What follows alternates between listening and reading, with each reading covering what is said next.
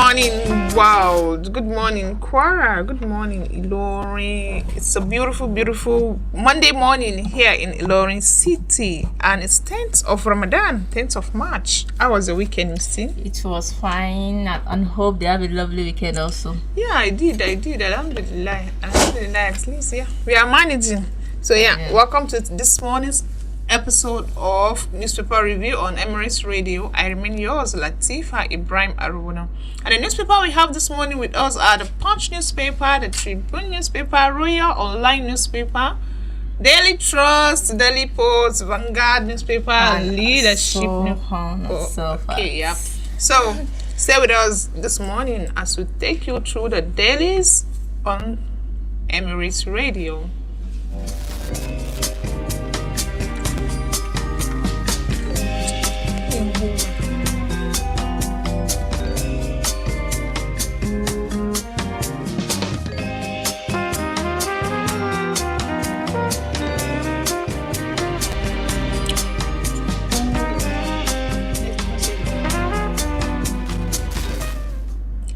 Alright, the first newspaper we have this morning is the Leadership newspaper. So, budget ultimatum. Pro-Wike lawmakers give condition to meet Fubara.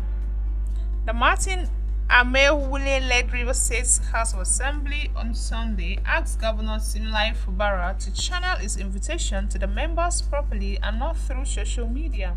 The reaction followed the invitation to the Assembly to a meeting with the governor at the government house on Monday. Today, Fubara, through the secretary to the state government, Dr. Tammy Danagogo, said the meeting, scheduled for 10 a.m., was expected to address the key issues, including the provision of sitting space for the Assembly, payments of outstanding allowances, and the presentation of the 2025 budget. The 27 lawmakers of the Rivers State House of Assembly loyal to the former governor Nyesom Wike may, however, reject the invitation except their condition is met by the governor. And on Punch newspaper here with me, REVEIW meets Aregbesola Bakare as ex-government deepen consultation. Former Governor of Kaduna State Nasir El-Rufai visited ex-Minister of Interior Rauf Aregbesola and Pastor Tunde Bakare in Lagos yesterday. Photographs of the Kaduna politician posting with Aregbesola and Bakare went viral on social media, while El-Rufai discussion with the two politicians was not revealed. It believed that the visits were part of his political scheming ahead of the 2027 general election. El-Rufai has in recent times been very critical of the ruling All Progressive Congress and President Bola Ahmed Tinubu. Still on the Punch newspaper this morning, Jigawa LG buys Salah clothes for 600 orphans. The Gwaram Local Government Council in Jigawa State has purchased 100 bundles of fabrics for distribution to 600 male orphans for the forthcoming Salah celebration. This initiative, according to the chairman of the council, Professor Abdurrahman Lawal, aims to enable the beneficiaries to have a joyous celebration. Lawan, who is also the Jigawa State Chairman of the Association of Chairmen of Local Governments of Nigeria, announced this on the Sunday shortly after a meeting with traditional rulers in the area. According to Professor Abdurrahman Lawan, 100 orphans were selected from each district in the area to get the fabrics. And on Punch here, alleged $20 million fraud, Adeleke insists on proof as APC defend Oyetola. The Osun State chapter of the All Progressive Congress has dismissed allegations of a $20 million fraud leveled against former Governor Adeboyega Oyetola by his successor Governor Ademola Adeleke. Adeleke, in a petition submitted to the Economic and Financial Crime Commission last week, accused Oyetola of money laundering and violation of the Public Procurement Act. But addressing newsmen in Abuja yesterday, Osun APC Media Director Kola Olabisi described Adeleke's petition as a political motivated attempt to tarnish Oyetola's reputation. Still on the Punch newspaper this morning, NCDC confirms UK's returnees' Lassa fever death toll reaches 98. The Nigeria Center for Disease Control and Prevention has confirmed the death of a 31-year-old physician who succumbed to the Lassa fever after returning from the United Kingdom. The agency also reported that the cumulative number of Lassa fever cases has risen to 535 out of 2,728 suspected cases with 98 deaths recorded across 14 states in Nigeria as of March 2nd, 2025. The NCDC, which disclosed this in a public advisory on Sunday, stated on March 5th, 2025, the Nigerian Center for Disease Control and Prevention was notified of a confirmed case of Lassa fever by the Ondo State Ministry of Health. The patient, a 31-year-old physician, was managed at a private health facility in Ondo State after returning from a trip abroad. And on Punch newspaper, aviation worker kick as custom fan security clash. Aviation workers have issued a 14-day ultimatum to the federal government to remove the area controller of the Nigerian Customs Service at the Pilgrim and Cargo Terminal of the Murtala Mohammed International Airport, Lagos, over an assault on the Director of Security at the Federal Airport Authority of Nigeria, Ibrahim-Arowona. The worker also called on President Bola Ahmed Tinubu to redeploy all customs officers involved in assaulting the fan director. A letter obtained by newsmen yesterday showed that the ultimatum started counting from March 7, 2025, till it will elapse on March 21st. On a tribune this morning, Oro Ipebi, I am a practicing Muslim. Alaafin Owade addresses curfew controversy. The Alaafin of Oyo, Oba Abdulhakeem Owade, has cleared the misconception about the imposed curfew during the 21-day traditional rites, otherwise known as Oro Ipebi, in the sound and the choice of words as contained in the statement earlier issued to the effect. The Kabiyesi, in a statement issued by his Chief of Staff, Mr. Rotimi Osuntola, said the choice of words in the statement issued to notify the people of the ancient town is not aimed at demeaning the practitioners of any religion. It was submitted that the employment of words such as curfew, arrest, and detention were used in an earlier release that emanated from the Chief of Staff's office were used in the loose traditional sense of any time oral rites are performed in the Oyo Kingdom, and their interpretations should be seen as such. And on Daily Post newspaper, Senator Natasha, it does not matter where you are from, Saraki slam Akpabio clarifies removal comment. Former Senate President Bukola Saraki has slammed the incumbent Senate President Godwin Akpabio for saying Saraki wants a Niger Delta person removed from the office of the Senate President. Saraki said that the earlier call he made to Akpabio to ensure that transparent and open process were instituted to investigate the accusation leveled against him by one of his colleagues, Natasha Akpoti-Addo, as misinterpreted to mean an attempt to remove him. Saraki made his point clearer in a statement signed by the head of his media office, Yusuf Olaniyan.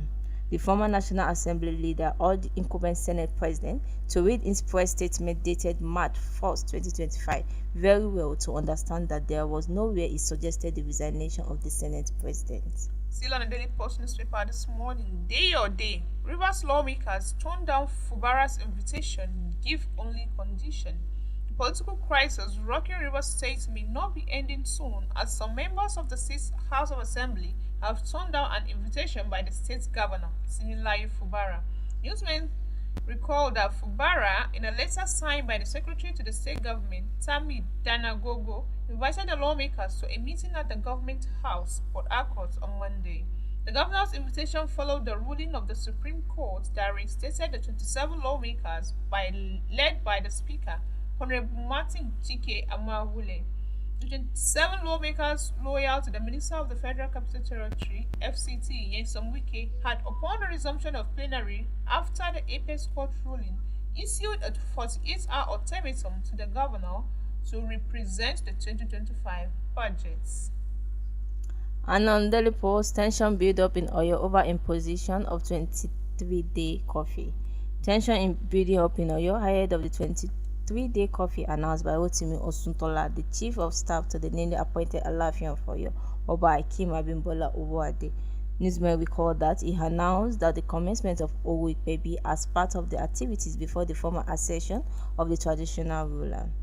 Osuntola, in a statement obtained by newsmen on Saturday morning, said that the Oro Ipebi, which the traditional ruler has commenced on commenced on Friday, 7th March 2025, is one of the mandatory rights for the traditional ruler before his accession to the revered throne of the Alaafin of Oyo. Still on the Daily Post newspaper this morning, petrol tankers carrying 45,000 liters of PMS loses control, catches fire in Ibadan. A petroleum tanker carrying about 45,000 liters of premium motor spirits, also known as petrol, has caught fire in Ibadan, the Oyo State capital. Newsmen gathered that the incident occurred in the early hours of Sunday. Our correspondent learned that the tanker lost control and veered into bush, where immediately it caught fire. The incident reportedly took place at Onipe village near Idi-Ayunrin along the Ijebu-Ode-Ibadan road and not along the Abeokuta-Ibadan road. The general manager of the Oyo State Fire Service, Mr. Yemi Akinfa, confirmed the incident when contacted. In his reaction, Akinfa stated that no casualties was recorded. He said the fire incident was reported at exactly 8:05 hours on Sunday, 9th March 2025. An on-punch newspaper, pro-Wike lawmakers give condition to meet Fubara. The Ibrahim-Arowona-led Rivers State House of Assembly yesterday asked Governor Siminalayi Fubara to channel its invitation to the members properly and not through social media. The reaction followed the invitation to the Assembly to a meeting with the governor at the Government House today. Fubara told the Secretary to the State Government, Dr. Tammy Danagugo, said the meeting scheduled for 10 a.m. was expected to address key issues, including the provision of seating space for the Assembly, payment of outstanding allowances, and the presentation of the 2025 budget. The 27 lawmaker of the Rivers State House of Assembly, loyal to the former governor Nyesom Wike, may however reject the invitation except their condition is met by the governor. And on the online royal newspaper this morning, Unilorin applauds FG gets electric vehicle charging station. The Vice Chancellor of the University of Ilorin, Professor Wahab Olasupo Egbewole San, has applauded the federal government on its determination to achieve zero emission through the transition from gas-powered vehicles to electric vehicles. Egbewole said this when he received a delegation from the National Automotive Design and Development Council in his office. The team was at the university to commence work on the construction of the state-of-the-art solar-powered electric charging station in the university. Represented by the Deputy Vice-Chancellor, Professor Mojita Ibas Bakari Odunola, the Vice-Chancellor expressed optimism about the initiative, saying it is environmental friendly and has positive health impacts. While speaking on the significance of the initiative in fostering academic research and providing students with practical knowledge in renewable energy and electric vehicle technology, Professor Igbewole noted that the establishment of the solar-powered charging station will enhance research efforts and offer valuable learning opportunities for the students and faculty members. An on-punch IBB light Abacha not behind June 12 poll annulment, says family. The family of the late General Sani Abacha yesterday issued a scanty response to former head of state General Ibrahim Badamasi Babangida over claim made in his autobiography, A Journey in Service, that the late dictator was responsible for the annulment of the June 12, 1993 presidential election. Newsmen gathered that Babangida expressed regret over the annulment of the historic poll, acknowledging that the candidate of the Social Democratic Party, MKO Abiola, was the actual winner. In the concluding session of the 12th chapter of his autobiography, launched in Abuja, the former military leader describes the annulment of the election as accident of history. He blamed military officers led by Abacha, his former chief of defense staff, who later became military head of state, for annulling the election without his permission. Reacting in a statement signed by his son, Muhammad Abacha, the late dictator family debunked IBB's claim, stating that their late patriarch was never the head of state nor the commander-in-chief at the time of the annulment. Still on the online royal newspaper this morning, Governor Abdul Razak's aide confirms murder of Miyetti leaders Idris Abubakar in Kwara.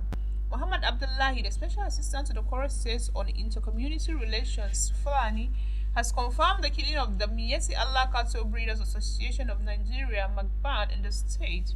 Alhaji Idris Abubakar is Sakaini by some suspected gunmen. Royal News gathered that the attack occurred around 10 o'clock p.m. on Saturday in front of his residence at Okiote area, Ilorin. The assailants ambushed him and shot him at close range before fleeing the scene, leaving him in a pool of his own blood. Eyewitness Ainawu Sariki said, "I was with him 20 minutes before he was killed. Someone called me on the phone and told me he had been shot." The governor's aide said, yes, he was killed in front of his residence on Saturday by gunmen who left him dead. The deceased 32 was a former special assistant to the Moro local government chairman and a youth leader of the Fulani community in Kwara. Still on Punch, Nigeria, UAE set to resolve visa issues. Nigeria and the United Arab Emirates are set to meet in the coming days to resolve ongoing issues concerning visa applications of Nigerians seeking to travel to the UAE. The decision was made following a courtesy visit by the UAE ambassador to Nigeria, Salam Al-Hamis, to the Minister of State for Foreign Affairs, Ambassador Bianca Odumegu Ojukwu, at the Ministry of Foreign Affairs. This is according to a statement signed by the minister's media head, Magnus Eze, yesterday. Nigeria have faced challenge in obtaining UAE visas, particularly for tourism purposes. In 2023, the UAE imposed a visa ban on Nigeria due to various diplomatic disputes. Dubai Emirates Airline altered flights to Nigeria because the Central Bank of Nigeria couldn't remit as estimated $85 million in revenue to the UAE. However, in July 2024, the federal government announced that UAE had lifted the visa restriction following an agreement between both countries. And on the Daily Trust newspaper this morning, Tinubu's policies pushing millions into poverty, says Catholic Bishop. The Catholic Bishops' Conference of Nigeria says the economic reforms introduced by President Bola Ahmed Tinubu's administration has triggered skyrocketing inflation and pushed millions of Nigerians into poverty. The Bishop of Owerri and President of the CBCN, Lucius Iwereduru Ugoji, said this at the opening session of the 2025 first plenary meeting of the conference held at the Catholic Secretariat of Nigeria on Sunday in Abuja. Speaking at the event themed Jubilee of Hope, a Lies for a Better Nigeria, he said Nigerians have continued to endure increasing hardship on account of the harsh socio-economic situation, including high cost of petroleum products, transportation, and essential goods. While the economic reforms introduced by President Bola Ahmed Tinubu's administration aims at establishing the economic and on the long term, they have significantly triggered skyrocketing inflation, drastically reduced the purchasing power of Nigerians, and plunged millions into poverty. Still on Punch, Kano government urges lawmakers to prioritize pro-people legislation. Kano State Governor Alhaji Abba Yusuf has called on the State House of Assembly to focus on enacting laws that drive meaningful development and improve citizen well-being.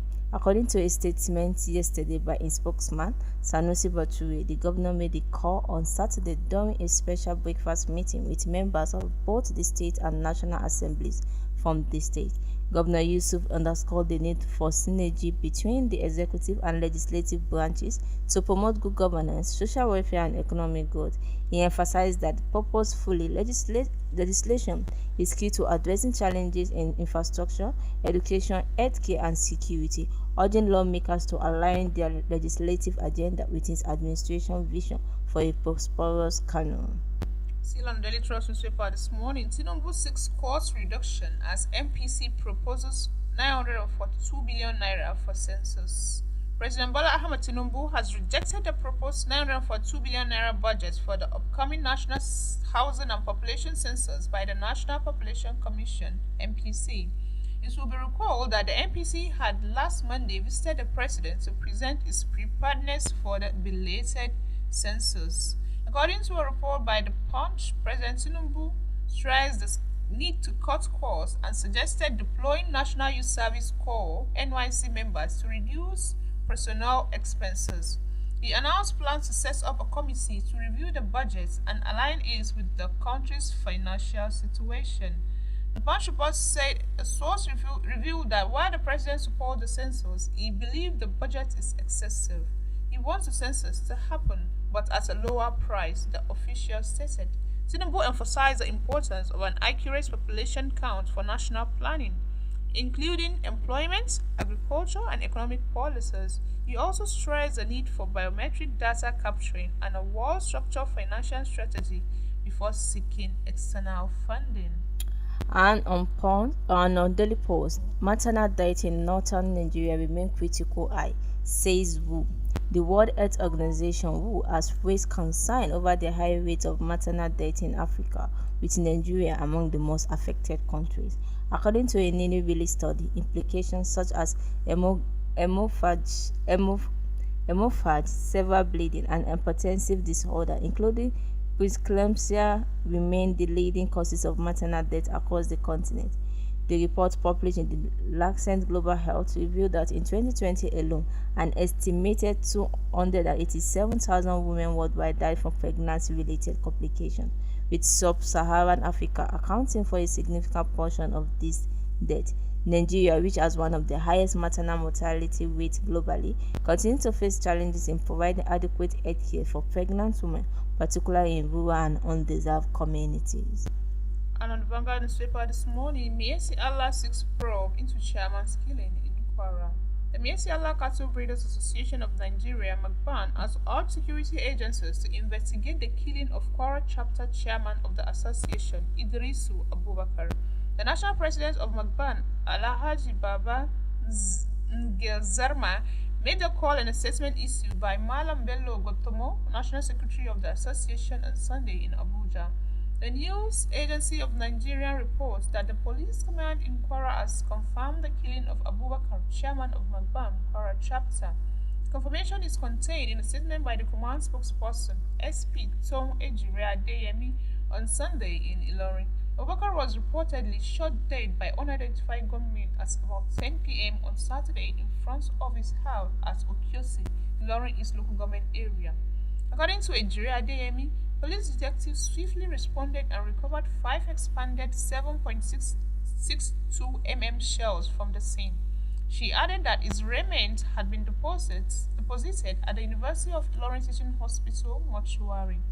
Reacting to the incidents, the president of Magban condemned the killing of the association's youngest state chairman, who was committed to peace and advancement of pastoralists in the country. And on Punch newspaper, man flew as girlfriend found dead in Lagos apartment. A yet to be identified boyfriend of a graduate of Lagos State University, identified simply as Adija, has absconded after his girlfriend was found dead in his apartment located in the Maran area of the state. Newsmen gathered that yesterday the incident occurred on February 26th when the lady visited her boyfriend following his request. An Instagram user, High Opener, who shared details of the incident in a post, disclosed that Adija's family became concerned when she did not pick up her calls, prompting them to check on her at her boyfriend's place as she had notified them of her destination. The user narrated that upon getting to the apartment, the door was locked and they broke it to gain entrance, where they discovered Adija's lifeless body. Upon arrival, they found the door locked. When they finally managed to force it open, they were met with a tragic sight: a lifeless body on the bed covered with a duvet. And on the leadership newspaper this morning, Ramadan, group loud Sinumbu NUPRC over fuel price slash. The conscience of the nation, a socio-economic pressure group, has condemned President Bola Tinubu and Nigerian Upstream Petroleum Regulatory Commission NUPRC for their efforts and policies resulting in reduction in fuel prices. According to Comrade Gideon Unazi, the group's head, this development has brought relief to Nigerians, especially during the holy months of Ramadan. Unazi said with the price reduction, Nigerians can now afford to transport food, goods, and services at a lower cost. This slash, he said, has also led to decrease in the cost of food and other essential commodities, making it easier for Nigerians to observe the holy months of Ramadan without financial burden. Unazi further said NUPRC's strategic and transparent approach and reform at the upstream level have ultimately led to the reduction in fuel prices. He added that the Commission had shown a commitment to the willing teller willing buyer option, which aligns with the international best practices and supports the upstream sector optimal functioning without resorting to price fixing. Still on the leadership newspaper this morning, multiple taxes rendering our salaries useless. SSANU. The Senior Staff Association of Nigeria Universities, SSANU, has criticized the federal government's current tax regime, declaring that it has rendered their salaries, including the 70,000 minimum wage increase, useless. The critique emerged during SSANU's 50th National Executive Council meeting held at the Federal University Otueke, Bayelsa State, where the union also raised concerns over other critical issues affecting their welfare, such as salary shortfalls, with aid allowances, sexual harassment, and infrastructure decay in the universities. In a communique signed by the SSNU's national president, Comrade Ibrahim-Arowona Ibrahim, NEC members expressed outrage over the humongous tax on various goods and services as pay-as-you-earn deduction, increased value-added tax, and unexplainable tariffs. And that brings us to the end of today's newspaper review on Emirates Radio. Continue to listen to all of our news online, all of our programs, our Tafsir, Ramadan Tafsir online on Emirates Radio, on Facebook, TikTok, and you can watch us live on our YouTube channel as well. I'm Misturah Issa. And I'm Latifah Ibrahim. Join us for another episode.